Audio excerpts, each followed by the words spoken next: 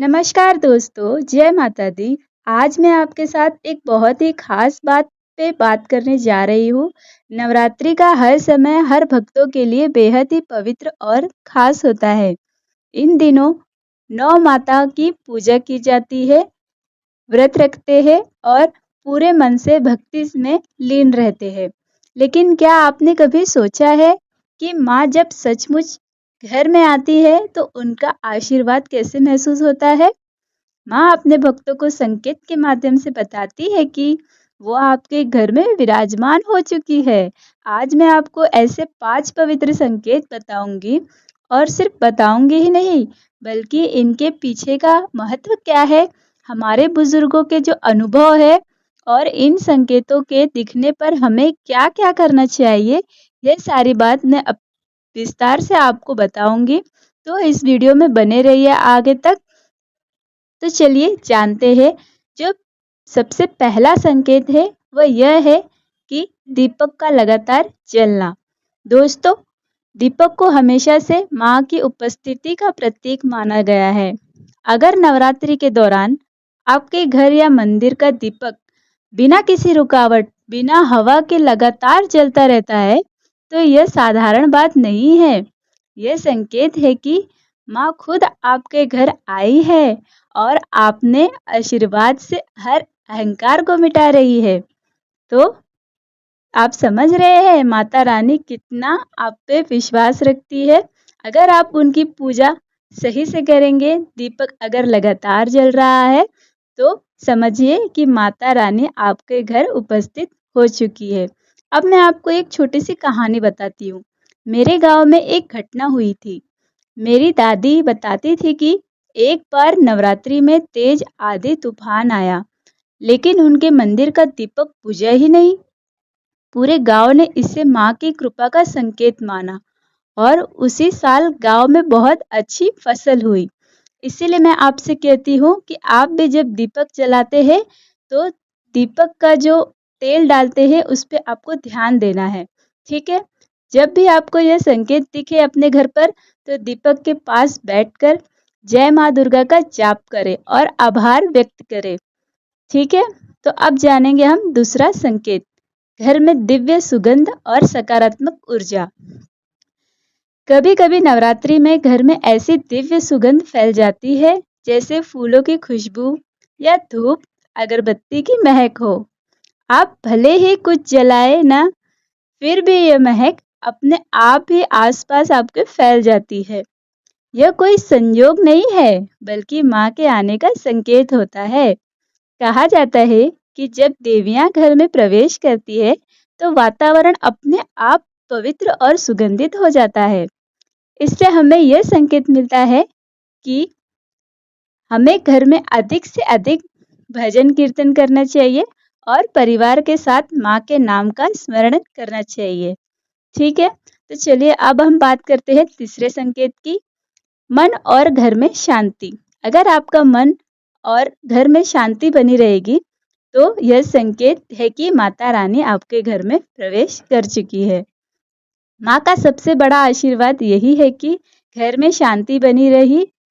अगर नवरात्रि में अचानक आपके मन की बेचैनी कम हो जाए, परिवार में झगड़े बंद हो जाए और सबके बीच प्रेम बढ़ जाए, तो समझ लीजिएगा कि माता रानी आपके घर आ चुकी है। मेरी अपनी एक दोस्त है, उसने बताया कि पिछले साल नवरात्रि से पहले घर में हर समय तनाव रहता था, लेकिन जैसे ही उसकी माँ ने श्रद्धा से पूजा की, अचानक से घर का माहौल ही बदल गया। झगड़े बंद हो गए और सब हंसने बोलने लगे। अगर आपको भी ऐसा ही लगे तो माँ को धन्यवाद दे और घर में दीपक जलाकर हर कोने में सकारात्मक फैलाए। ठीक है, तो चलिए अब हम जानते हैं चौथा संकेत क्या है। कन्याओं और बच्चों की मुस्कान। माँ दुर्गा को कन्याओं और छोटे बच्चे बेहद ही प्रिय है। अगर नवरात्रि में आपके घर की बच्चियां अचानक खुश मिजाज दिखने लगे, खेल कूद में मन लगने लगे या घर के छोटे बच्चे बिना कारण हंसने लगे, तो यह माँ की उपस्थिति का संकेत है। बुजुर्ग लोग कहते हैं, जो हमसे बड़े होते हैं, जिनको अनुभव है, वो हमें कहते हैं कि जहाँ बच्चियां मुस्कुराती है, वहाँ माँ दुर्गा विराजती है। तो इससे हमें यह पता चलता है कि इस संकेत पर आपको ज़रूर कन्या पूजन करना चाहिए। उन्हें भोजन, मिठाई और छोटे-छोटे उपहार देकर उनका आशीर्वाद लेना चाहिए। अब हम बात करेंगे 5वें संकेत की, स्वप्न और दिव्य अनुभव।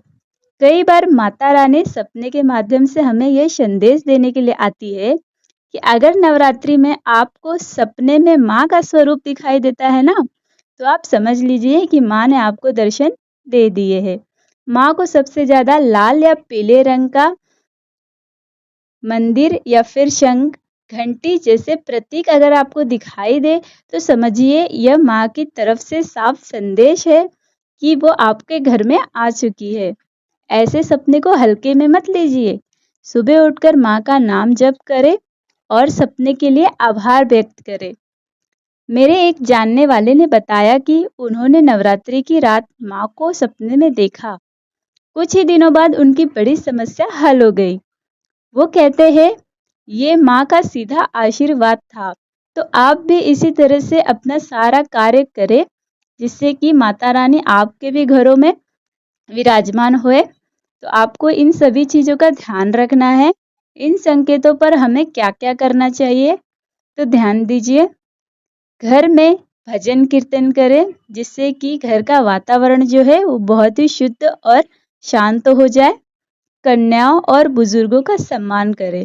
अगर आप छोटी-छोटी कन्याओं या बच्चों का सम्मान करेंगे, उनसे प्रेम से बात करेंगे और बुजुर्गों को सम्मान देंगे, तो माता रानी स्वयं ही आपसे खुश हो जाएगी। आपको कुछ भी करने की ज़रूरत नहीं पड़ेगी। घर के हर सदस्य के साथ प्रेम से बोलें। कभी-कभी क्या होता है ना कि कोई प्रेशर में रहता है या अपने काम से बहुत ही परेशान रहता है, तो किसी से कुछ भी गुस्से में बात करने लगते हैं या कुछ भी होने लगता है। तो उन्हें अपना मन शांत रखना है और घर के हर सदस्य से अच्छे से और प्रेम से बात करनी है। प्रसाद और दीपक पूरी श्रद्धा से अर्पित करें। माँ को प्रसाद और दीपक सही से अर्पित करें, ताकि माँ को यह एहसास हो कि आप उनकी पूजा श्रद्धा और विश्वास से कर रहे हैं। और सबसे महत्वपूर्ण बात, माँ को हमेशा धन्यवाद दें।